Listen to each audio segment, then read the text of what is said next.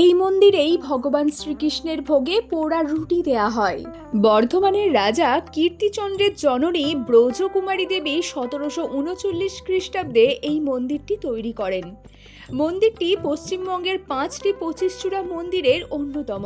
এই বৈষ্ণব মন্দিরের বিগ্রহ রাধা ও কৃষ্ণকে নিয়ে লোকমুখে একটি ঘটনা শোনা যায়। কীর্তি সেনের জননী ব্রজকুমারী দেবী একবার গঙ্গা স্নান করতে গিয়ে ঘাটের কাছে আস্তানা করে থাকা গঙ্গাসাগরগামী এক সাধুর কাছে সুন্দর একটি কৃষ্ণ মূর্তি দেখে মুগ্ধ হন।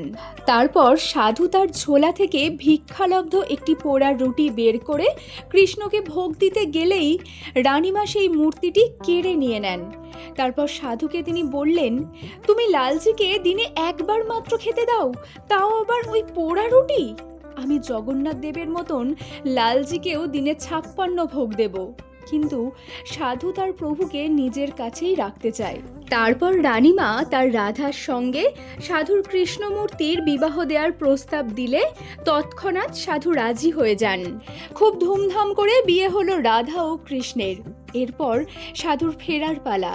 বিদায়ের পূর্বে রানীমার কাছে কৃষ্ণমূর্তি ফেরত চাইলে রানীমা বলেন, তাদের পরিবারের রীতি অনুসারে কন্যার সঙ্গে তার পতি থাকবেন, অতএব এই বিগ্রহ ফেরত দেয়া যাবে না।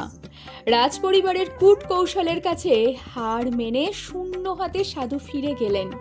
তার কিছুদিন পর রানীমাকে কৃষ্ণ স্বপ্নে বলেন, আমি কিছুদিন হলো খেতে পাচ্ছি না, এইসব খাবার আমার ভালো লাগে না, আমার ভোগে পোড়া রুটি দে। তারপর থেকেই নাকি নানান ব্যঞ্জনের মধ্যে একটি করে পোড়া রুটি রাধাকৃষ্ণের ভোগে দেয়া হতো।